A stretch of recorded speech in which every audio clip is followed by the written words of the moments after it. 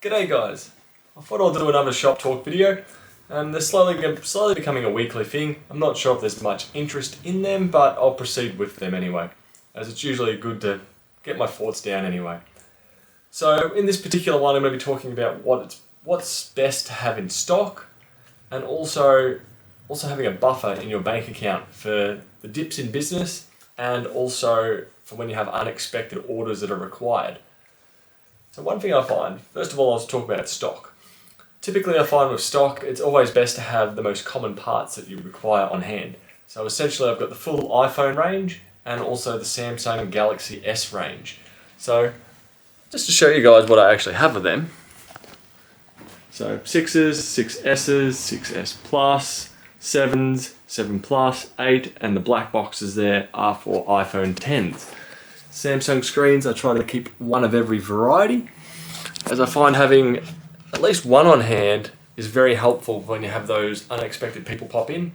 I might have a very cheap Samsung phone, and you can go, yes, I've got that for it. So the more demanding Samsung phones like the S10s, S20s, I tend to keep a couple of them on hand, as I usually go through probably one or two of them every couple of weeks. So the simple fact is most people want it done then and there. If you have the part on hand and you can say, yes, I can do it today, you're more than likely going to get the sale. If you go, oh, sorry, I don't have that, I can order it, it'll be here in 2 days, then most people would go, nah, no thanks. I've had plenty of times where I've had stock of particular parts, and I've had a traveller coming through town, they've broken their phone, I go, have you got this part? And I go, yes, I do actually have that, yes, it's going to be X amount. Sweet, it gets done. Granted, I've had some stock sit on my shelf for over 12 months, and then you get that one particular person coming in chasing it, and they go, yep, I'll take it straight away. The stuff like that I find doesn't hurt having. Like in the computer realm, I've had USB to serial adapters. So I've bought a reliable brand of those, they stick them on the shelf, and I expect them to stay there for 12 months before they will sell. But you'll get that one person coming in, might be someone doing a repair job somewhere, and they'll just go, do you have this? And I go, yep, it's right there on the shelf, and they'll buy it. I've also had that with Noctua brand of fans. Bought a couple just for my personal interest, never used them, stuck them on my shelf, and they proceeded to stay there for nearly 2 years. Then one day I had one person come in, he goes, oh, I got a Noctua fan, needs to be this kind. I go, yep, it's right there. They bought it then and there, extremely happy, walked out with a fan. I essentially got rid of some dead stock that I wasn't using. Another thing with stock, if you've got a storefront, if you've got the part or a cover or something that you can sell to your customer, make sure it's always on display and there's also a price on there. You get plenty of people that walk in, look at stuff, and they'll walk out if they don't see a price just because they don't want to stop and ask. As simple as that. Granted, I'm of that mindset too myself. If I don't see a price on it, unless I really want it, I'm not going to bother inquiring about it. But if that could have been at a cheap price and I could have walked in and said, yep, I'll take it. So, with the common parts, try and keep your common parts. Picture it this way. Let's say you sell out all your S20 screens and your main supplier doesn't have any for 2 weeks. What can you do there? You can purchase from another potential supplier at let's say it might be $10, $20 more expensive to get from that seller. But would you rather sell your item at a slight less profit or completely miss out on the sale? So what I'm getting at there is, let's say you sell out of S20 screens, your next supplier has it for $40 more than your current supplier. But your current supplier won't have it for 2-3 weeks. I'd find you'd be better off purchasing it elsewhere at a slightly increased price and lose out that extra profit, and at least having it on your shelf than waiting 3 weeks and just saying, no, I don't have it, no, I don't have it.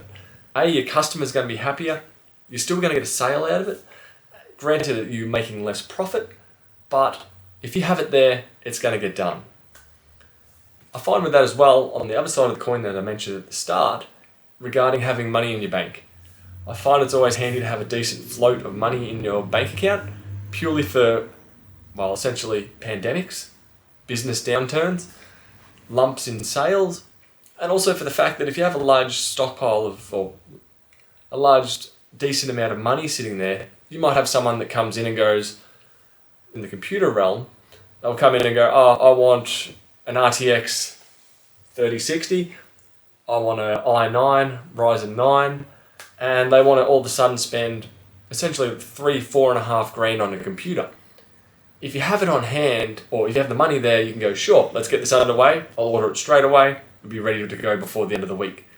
At least then, if the money's already in your account, if someone comes in for a large order, you can get it. If you require stock of something at an instant notice, you can get it.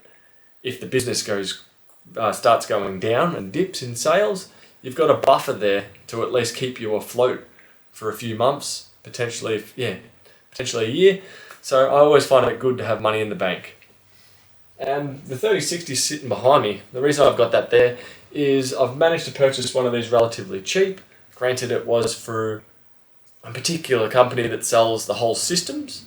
The system components I know I can sell. The 3060 is in large demand at the moment. I think I ended up paying, I think it was about $700 for the 3060 Australian. So $700 Australian. I'm not sure the conversion to US dollars. So I've essentially price matched the average price that I've been seeing them on popular online stores, which is around $850 for this particular model.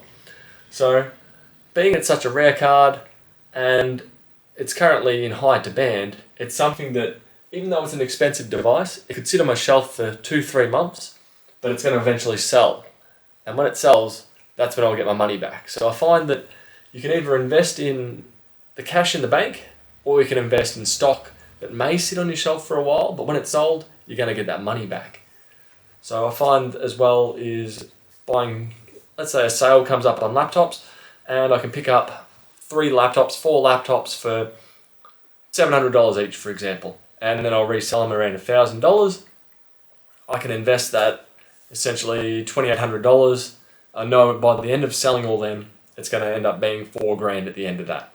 So I find that some days you've got to weigh up the risk and the chance. Essentially stuff like this that might potentially depreciate in the next 3 months. But I usually find it's handy to having those specialty items. Just for some people come in and they just know exactly what they want. They'll look at that and go, 3060, I'll buy it right now. And then you've got an instant sale out of it. So try and keep the handy things in stock, and try and keep an adequate amount of money in the bank for those unexpected orders and for when business dips. So that'll do for today, and I'll catch you guys later. Bye.